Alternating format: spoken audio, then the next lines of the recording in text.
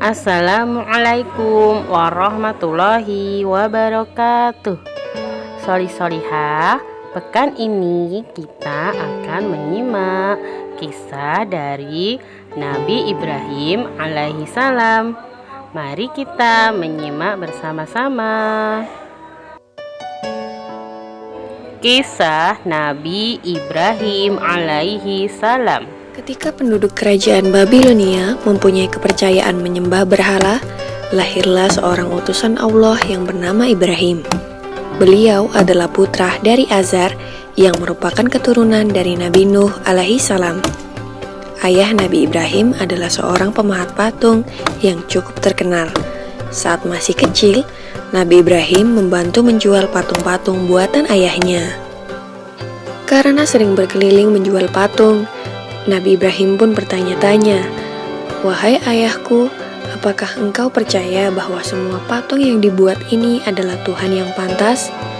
Namun ayah Nabi Ibrahim tidak mau menjawab dan tetap terus membuat berhala. Kejadian ini terdapat dalam surat Al-An'am ayat 74.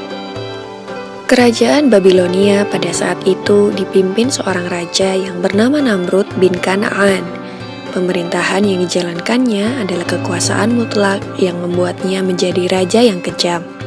Apapun yang diperintahkannya harus ditaati dan dilaksanakan tanpa ada pertimbangan dari siapapun. Setelah dewasa, Nabi Ibrahim mulai menyebarkan ajaran Allah Subhanahu wa Ta'ala. Pada suatu hari, semua penduduk merayakan sebuah tradisi tahunan dengan pergi keluar kota untuk berburu. Nabi Ibrahim juga diajak oleh ayahnya. Namun kali ini Nabi Ibrahim menolak dengan alasan sakit. Nabi Ibrahim kemudian pergi untuk menghancurkan patung-patung berhala yang berada di tempat ibadah dengan menggunakan sebuah kapak. Semua patung-patung berhala itu dihancurkan tanpa ada yang tersisa kecuali patung yang paling besar. Nabi Ibrahim lalu meletakkan kapaknya di depan patung tersebut. Ketika para penduduk kembali, mereka sangat terkejut melihat patung sesembahannya hancur berkeping-keping. Mereka akhirnya mencurigai seseorang yang tidak ikut dalam acara perayaan. Dipanggillah Nabi Ibrahim untuk diadili, yang disaksikan oleh seluruh penduduk Babilonia. Dalam keadaan ini, Nabi Ibrahim mulai berdakwah secara terang-terangan. Dalam pengadilan itu, terjadilah percakapan antara Nabi Ibrahim dan Raja Namrud. Diawali dengan Raja Namrud yang bertanya kepada Nabi Ibrahim, "Siapakah yang menghancurkan patung-patung ini?" Nabi Ibrahim pun menjawab, "Bukan aku, patung besar itulah yang menghancurkannya." Raja Namrud dengan geram kembali berkata, "Mana mungkin patung itu bisa bergerak dan memegang sebuah kapak, sedangkan untuk berbicara saja dia tidak mampu." Disinilah kecerdikan Nabi Ibrahim dalam berdakwah.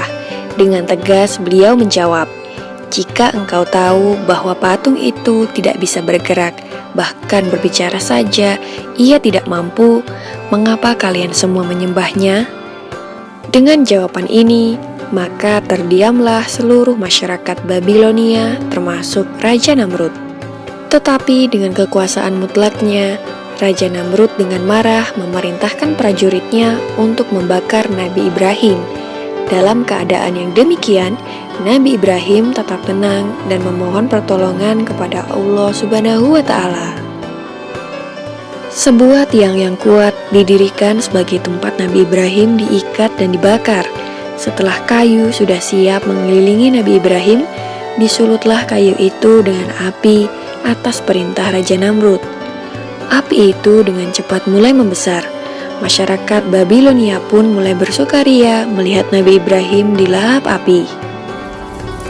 Namun alangkah terkejutnya para penduduk karena Nabi Ibrahim tidak terbakar. Beliau masih utuh sempurna tanpa adanya luka sedikit pun. Ternyata doa Nabi Ibrahim dikabulkan oleh Allah Subhanahu wa Ta'ala. Permohonan agar diselamatkan dari api yang besar dan menyala ada dalam Al-Quran surat Al-Anbiya ayat 69. Maka selamatlah Nabi Ibrahim dari kobaran api yang amat besar, sehingga penduduk menjadi takjub terhadap mukjizat Nabi Ibrahim. Mereka kemudian mulai mengikuti ajaran Nabi Ibrahim dan hanya menyembah Allah Subhanahu wa Ta'ala.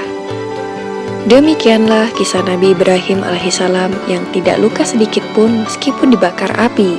Semoga kisah ini dapat mempertebal iman kita untuk percaya terhadap kebesaran Allah. Amin ya Rabbal Alamin. Bagaimana solihah kisah dari Nabi Ibrahim alaihissalam? Luar biasa ya, Masya Allah. Semoga kita bisa meneladani beliau. Barakallahu fikum. Wassalamualaikum warahmatullahi wabarakatuh.